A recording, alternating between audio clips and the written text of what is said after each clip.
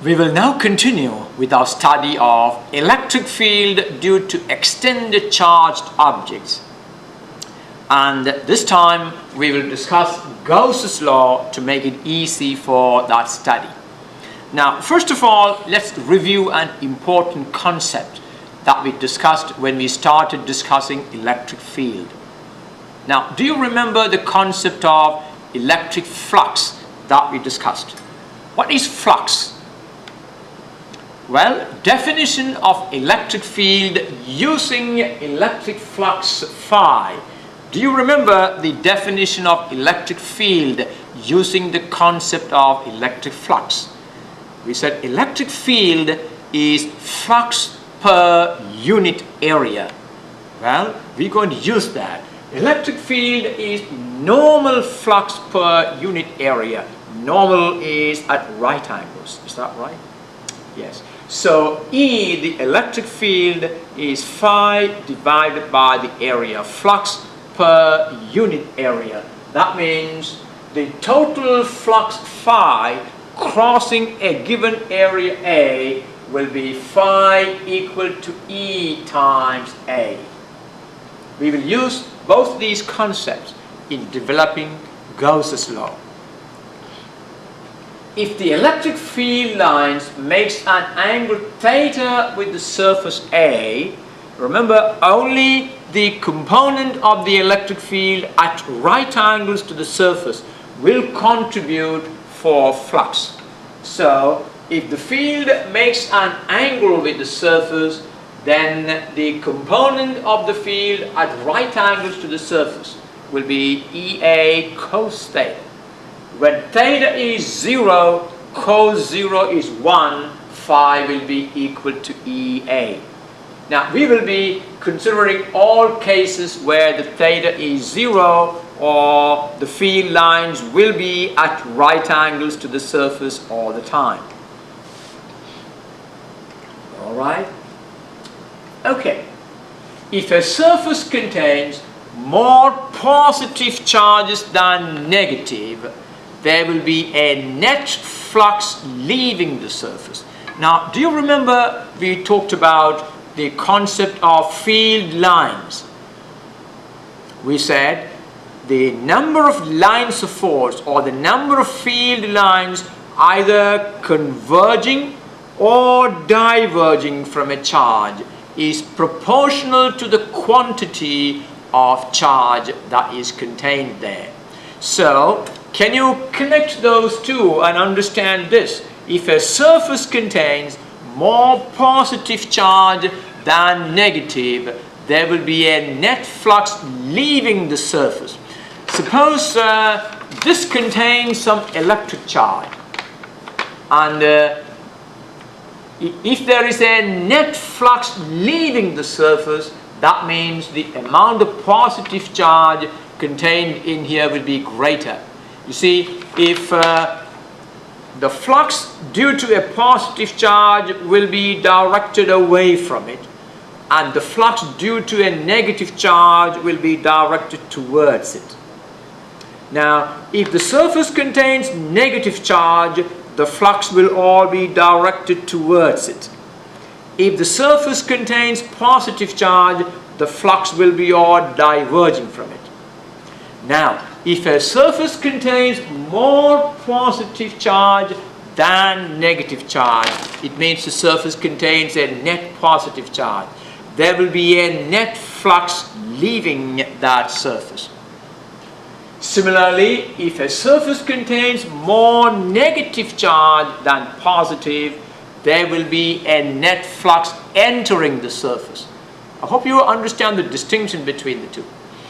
If a surface contains no net negative charge, now suppose this surface contains equal quantities of positive and negative charge.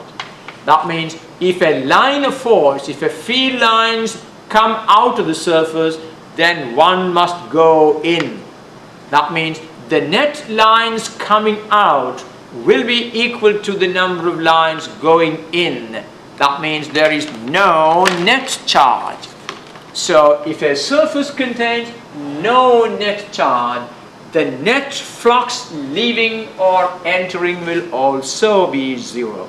I want you to understand these statements very well, because Gauss's law is going to use these statements. What it means is that if this surface contains more positive charge than negative, then there will be a net flux leaving that surface. If this surface contains more negative charge than positive, then there will be a net flux entering that surface. You understand the meaning of flux?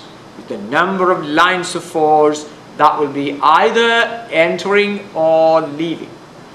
If a surface contains no net charge, then the number of field lines leaving will be equal to the number of field lines entering. In other words, there will be no net flux. Or you can say the net flux leaving or entering a surface is a measure of the net charge contained in that surface. In other words, the net charge inside is 0. You can see there's a positive charge and a negative charge. There are 4 field lines leaving. There are 4 field lines entering. The number of lines of force leaving the positive charge is equal to the number of lines entering the negative. The net charge is 0 inside. The net flux either entering or leaving also is 0. Alright? On the other hand, look at this. This surface contains a net positive charge. That means there will be a net flux leaving the surface. Consider a positive charge Q placed inside a spherical surface of radius r. This is a spherical surface, and there is a charge Q placed on it. The radius of that surface is r. Now, this is very similar to my basketball. I have a spherical surface of radius r, and I have placed a charge Q on it. Now, tell me, what is the electric field at a point on the surface of the field? Now, the charge that you give to a spherical surface like this will act as though that charge is at the center of the spherical conductor. So consider a positive charge Q placed inside a spherical surface. The charge Q is placed inside the spherical surface. That means any point on the spherical surface is at a distance r from that charge. Is that right? Where r is the radius. That means the electric field at any point on the surface will be kq over r squared, where r is the distance of the point from the charge. The charge is at the center of the sphere. I hope it is clear that the electric field at a point is kq over r squared. The electric field at any point on the surface, on the spherical surface, will be at right angles. Why is the electric field at right angles? Because when you have an electric charge at the center, the field lines will be along the radius. And if you draw any radius, that radius will be always at right angles to the surface of the sphere. That means the field lines will all be coming out of the sphere at right angles. Can you imagine all those thousands of field lines coming up at right angles to the surface? The electric field at any point on the surface will be at right angles to that surface at any point. Alright? And that electric field will be given by this expression En. What does E sub n stand for? The normal electric field. Normal means at right angles. the electric field at right angles to the surface of the spherical surface is kq over r squared. The net flux leaving the spherical surface. What is the net flux leaving the spherical surface? The total flux leaving the spherical surface will be the electric field, which is the flux per unit area. If you multiply this with the total area of the sphere, what is the area of a sphere? We just talked about it. What is the surface area of this sphere? It is 4 pi r squared. So, if this is the electric field, remember electric field is flux per unit area. If you multiply the electric field with the surface area, that will give you the net flux leaving the spherical surface. Let's write down that. Phi net equal to the electric field multiplied by the area, and that will be kq over r squared is the electric field, and multiply that with the area. What is the area equal to?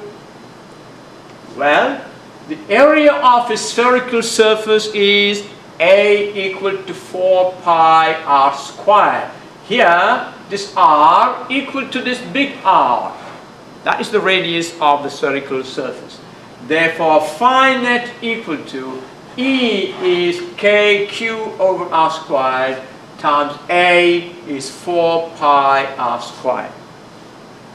So, the net flux leaving this spherical surface that contains a charge q is given by this quantity. And you notice r squared will cancel, and what does it give you? It gives you 4 pi k times q. What does the q stand for? Q is the amount of charge inside that surface. So, let me say that again. The net flux leaving a surface is 4 pi k times the charge inside that surface. And if you now write this k, remember our k can also be written as k equal to 1 over 4 pi epsilon naught. If you now replace this k by that value, what will be net flux equal to? Phi net equal to q over epsilon naught. Well, you see, these two statements summarizes the law that we are looking for. What is the law that we are looking at? Well, if q inside is the net amount of charge within a surface, then the net flux leaving or entering the surface is given by phi net is 4 pi k times the charge inside, which is the same as q inside divided by epsilon naught. These are the same two equations we developed in the last lesson. And this is the statement of Gauss's law. So what does Gauss's law say? Gauss's law says, if a surface contains a certain amount of charge, then the net flux either leaving, if the charge is negative, the flux will be leaving. If the charge is positive, I'm sorry, I didn't say it correctly. If the net charge inside is positive, the flux will be leaving the surface. If the net charge is negative, the flux will be entering the surface. So the net flux either leaving a surface or entering a surface will be given by 4 pi k times the amount of charge inside that surface, which is the same as, if you replace the k by 1 over 4 pi epsilon naught, it will become q inside divided by epsilon naught. And this is the statement of Gauss's law, where the value of epsilon naught is 8.85 times 10 to the negative 12 coulomb squared per Newton per meter squared. All right, let's practice a couple of simple examples with this. Surfaces S1, S2, S3 all enclose the same amount of charge. There you got, this is surface S1, this is surface S2, and this is surface S3.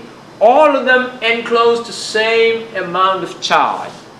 That means, according to Gauss's law, the net flux leaving any of those surfaces must be equal to 4 pi k times q inside. You see that?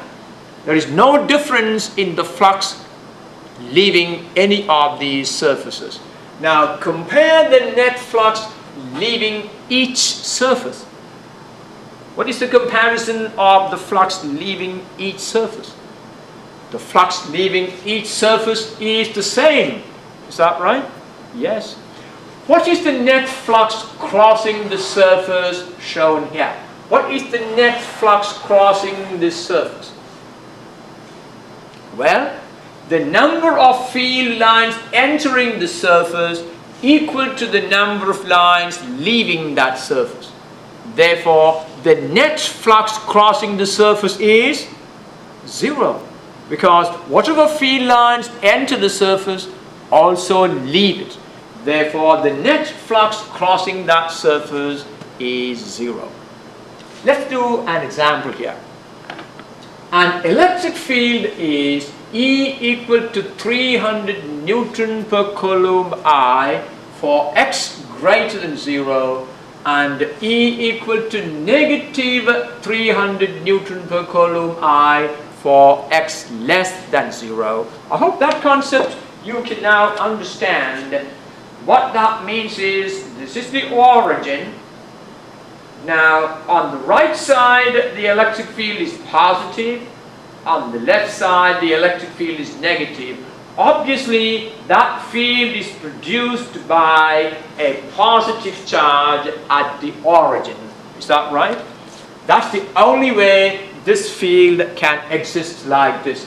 An electric field E equal to 300 Newton per coulomb I for positive x values and E equal to negative 300 Newton per coulomb for negative x values. Alright, a cylinder of length 20 centimeter and diameter 4 centimeter has its center at the origin. You got a cylinder lying along the x-axis with its center at the origin, such that one end is at x equal to 10 centimeter, the other end is at x equal to negative 10 centimeter. This is the way that cylinder is going to look like. That is the cylinder. This is x equal to 10. And this is x equal to negative 10. Alright, we will have a neat diagram drawn, but as you read the problem, try and understand what is given in the problem. Alright, what is the flux through each end? What is the amount of flux leaving the spherical surface on the left? What is the amount of flux leaving the surface on the right? Now, what is the flux leaving anywhere else on the cylinder? Alright, let's now set it up. Now, this is the picture. You have E equal to 300 Newton per coulomb for positive x, E equal to negative 300 Newton per coulomb for negative x, and here we have a cylinder with its center at the origin, one end at x equal to 10, the other end at x equal to negative 10. Now what is the area of cross section of one end of the cylinder? Well, you can see the cylinder is something like this. Is that right? Now this is how the cylinder is. What is the area of cross section of one end of the cylinder? It is area of cross section is the area of this circle, pi r squared. So A is pi r squared, and what is the radius of that cylinder? The radius is 4 centimeter. That will be pi times 0.04 squared is 0.005 meters squared. All right. I hope you can now understand what is happening here. All right. Here we have a cylinder. This is the cylinder, and electric field lines are coming out of this. These electric field lines are coming out of it. So, what is the total flux leaving this surface? This is, if you know the area and multiply the area by the electric field. Remember, electric field is flux per unit area. So if you multiply the electric field by the area, you get a measure of the total flux leaving that end. Similarly, if you multiply the electric field by this area, you get the total flux leaving that end. All right. So the flux leaving one end, phi equal to E times A. E is the electric field, and A is the area of one face of the cylinder, and that will be, electric field is 300 Newton per coulomb, area is 0.005 meters squared, and that total flux leaving one end of the cylinder is 1.5 Newton meters squared per coulomb. Well, that means there is flux leaving the cylinder at both ends. This is the cylinder. There is an amount of flux leaving the cylinder on the right side, which is 1.5 Newton meters squared per coulomb. You have similarly an amount of flux leaving the surface on the left. Now remember, when I say my right, that is your left, and my left is your right. So there is a total amount of flux phi equal to 1.5 Newton meter squared per coulomb leaving this end, and a total flux of the same quantity leaving that end. Therefore, what is the net flux leaving the cylinder from both ends? It will be the sum of those two. So phi right equal to phi left equal to 1.5 Newton meter squared per coulomb. The net flux leaving the right side of the cylinder equal to the net flux leaving the left side of the cylinder equal to this quantity. And B, what is the net outward flux through the entire cylindrical surface? What is the net outward flux through the entire cylindrical surface?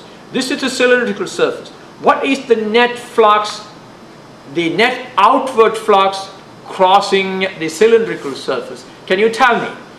The electric field is an X field. There are no field lines in the Y direction.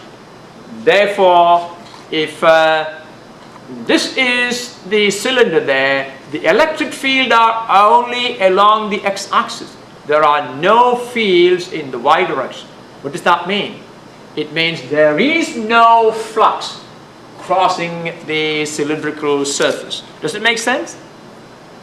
The flux through the cylindrical surface is zero because there are no field lines crossing the cylindrical surface. Therefore, the net flux is 1.5 Newton meter squared right added to 1.5 Newton meter squared per coulomb, that is to the left. The sum of that will be 3 Newton meter squared per coulomb. That is the total flux leaving that cylindrical surface. Now, what is the net charge inside the cylinder? What is Gauss's law? Gauss's law says the net flux leaving a surface is 4 pi k times q inside. This is the net flux leaving the cylindrical surface. That means there must be a net charge inside, given by 4 pi k times q inside, or we use the other equation. The net flux is q inside divided by epsilon naught. Any of those two equations will be fine. And now we know the net flux. Phi net is 3 Newton meter squared per coulomb. And we know the value of epsilon naught. Therefore, we can find the amount of charge inside the cylindrical surface. Q inside divided by epsilon naught equal to phi net, which is 3 Newton meter squared per coulomb. Therefore, Q inside is 3 times epsilon naught, and that will be 3 times 8.85 times 10 to the negative 12, and that will be 2.66 times 10 to the negative 11 coulombs, and that is the amount of charge inside the cylinder. And this electric field is actually produced by that charge. Alright? I hope you understand the way we use Gauss's law to solve this problem.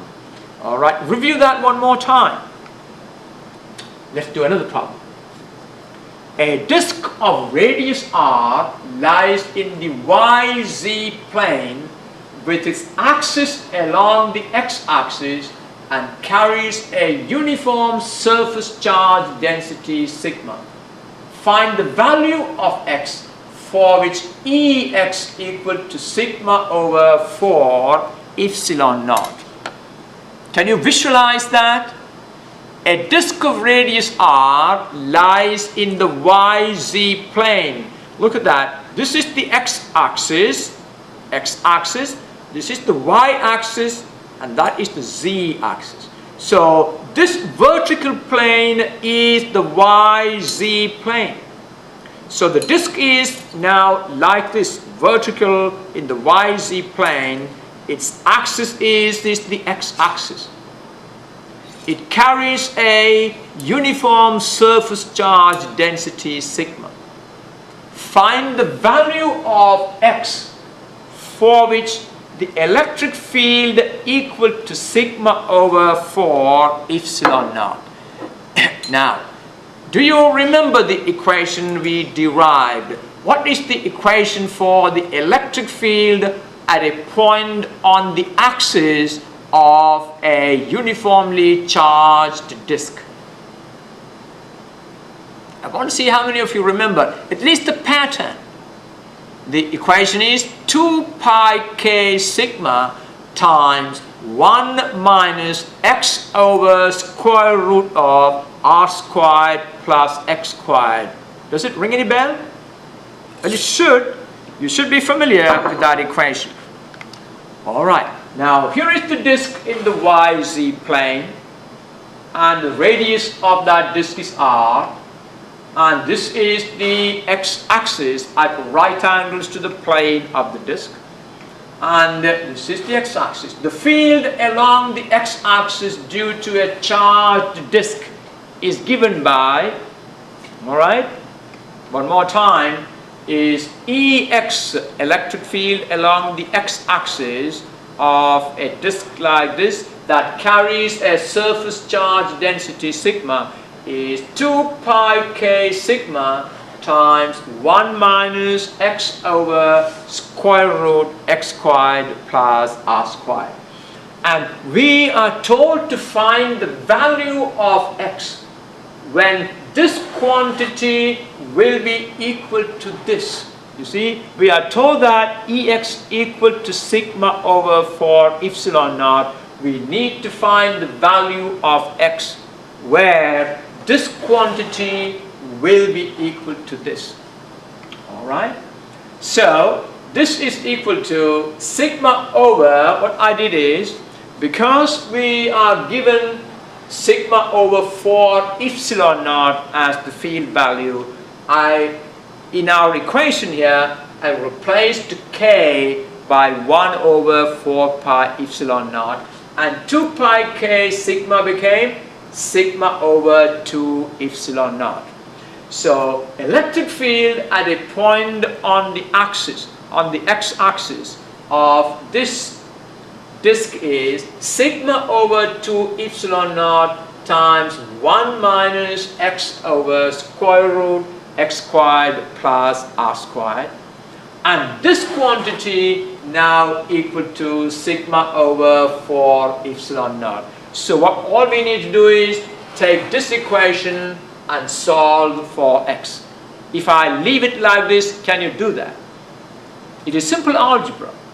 It is at the level of college algebra. So let's take that equation. First of all, you notice sigma and sigma will cancel, epsilon naught and epsilon naught will cancel, and 2 here will cancel with the 4, leaving a 2 on the denominator. So what all is left on the right side is 1 over 2. Is that right? I want you to look at this. This is our equation. That is our equation. Now this quantity is equal to sigma over 4 epsilon naught. Now sigma on the left cancels with the sigma on the right. Epsilon naught on the right cancels with epsilon naught on the right. 2 on the denominator cancels with 4, leaving a 2 on the denominator. Right? That means we got now 1 minus x over square root x squared plus r squared on the left side, and the right side is 1 over 2. And now what I'm going to do is take this negative quantity to the right side, it will become positive. This 1/2 goes to the left. 1 minus 1/2 is 1/2, and that 1/2 equal to this quantity. That's right. So this quantity will be now equal to 1/2. I hope you understood how I got that. And now you can cross multiply, is that right? 2x equal to square root of x squared plus r squared. Can you suggest a way to solve for x from here? I think it is simple. We square both sides to get rid of the square root. 4x squared equal to x squared plus r squared. And moving the x squared to the left, we get 3x squared equal to r squared. Or x squared equal to r squared over 3, or x equal to plus or minus r over square root 3.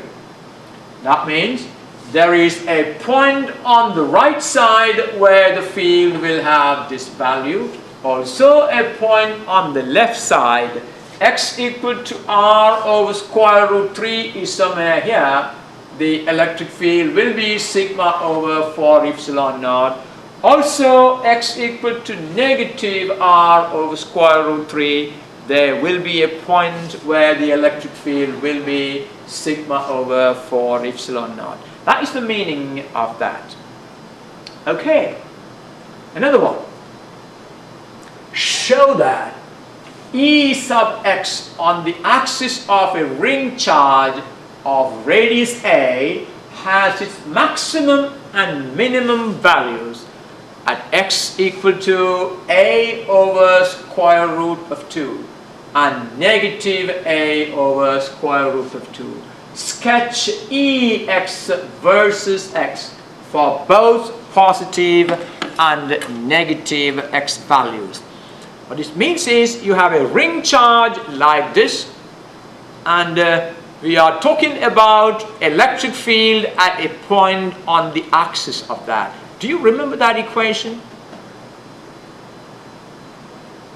Well, the electric field at a point on the axis of a ring charge is kqx over a squared plus x squared to the power of 3 over 2. I think I got that right. Can you check back? Where a is the radius of the ring, x is the distance of the point from the center, is that right? and Q is the amount of charge on the ring. Now, we are told to show that at x equal to a over square root 2, there will be a maximum or there will be a minimum. In other words, you can see as you go away from the center of the ring, what do you think is the electric field at the center of the ring? You see, at the center the electric field will be 0 because each segment on the top will produce a field at the center opposite to the field produced by the segment opposite to it. So the field will be 0 there. And as you move away, the electric field will increase. It will reach a maximum somewhere, and thereafter it will reduce. Also, as you go to the left, the field will be 0. It will be negative, directed to the left. It will be a negative minimum and then become 0 almost. So we would expect that the electric field will increase to the right, reaches the maximum, and then decrease to 0. On the left, 0, decrease to a minimum, and then go towards 0. That's what we would expect. Is that right? Okay. Ex for a ring that carries a charge Q is given by Ex equal to kqx over x squared plus a squared to the power of 3 over 2.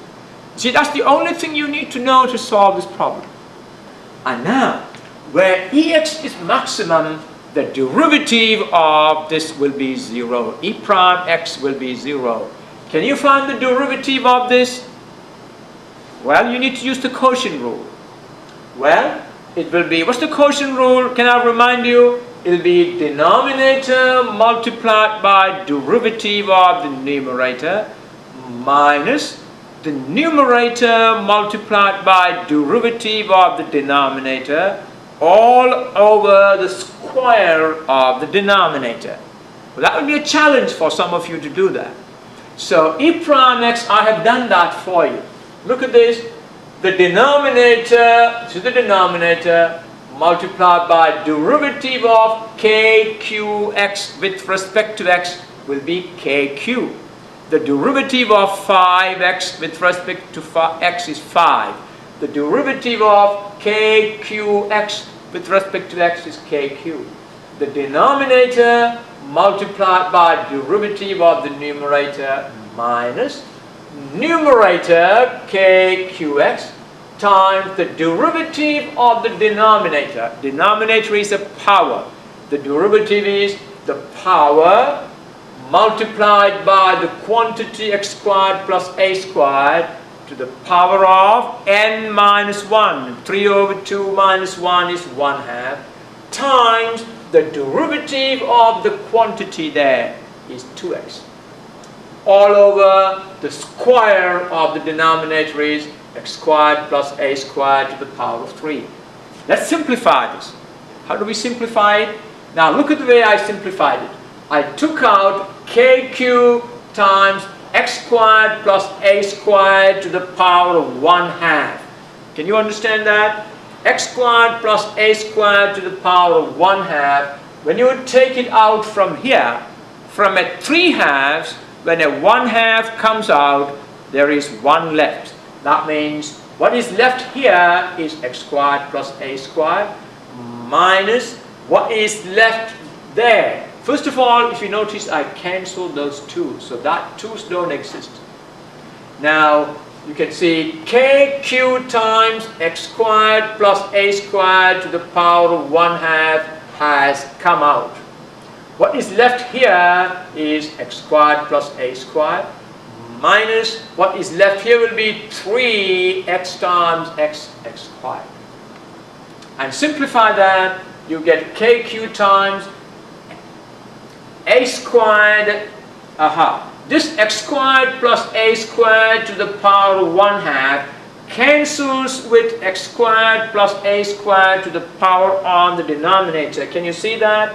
that will leave x squared plus a squared to the power of 5 over 2 on the denominator. I hope you follow my simplification. That leaves on the numerator kq times a squared minus 2x squared minus 3x squared is minus 2x squared. Now this is the derivative of that quantity. When the quantity Ex is a maximum or a minimum, that derivative will be 0. So let's set that equal to 0. When this becomes 0, now do you know that a rational expression becomes 0 when its numerator is 0? You see that? So when this quantity is 0, when you set this quantity equal to 0, what will be 0 will be this, the numerator will be 0. And when the numerator becomes 0, you see kq cannot be 0. Therefore, what will be 0? A squared minus 2x squared will be 0. That's right. The quantity e prime x will become 0 only when this a squared minus 2x squared equal to 0. So we take that quantity and set it equal to 0. That will be, remove the 2x squared to the right side, it will become positive 2x squared equal to a squared. Or x squared equal to a squared over 2. Or x equal to plus or minus a over square root 2. That's right, that's what we have been told to show. So the electric field has a maximum value or a minimum value at x equal to plus or minus square root 2. And look at the plot of that. You can see the electric field is 0, as we were talking about in the beginning. The electric field is 0 at the center.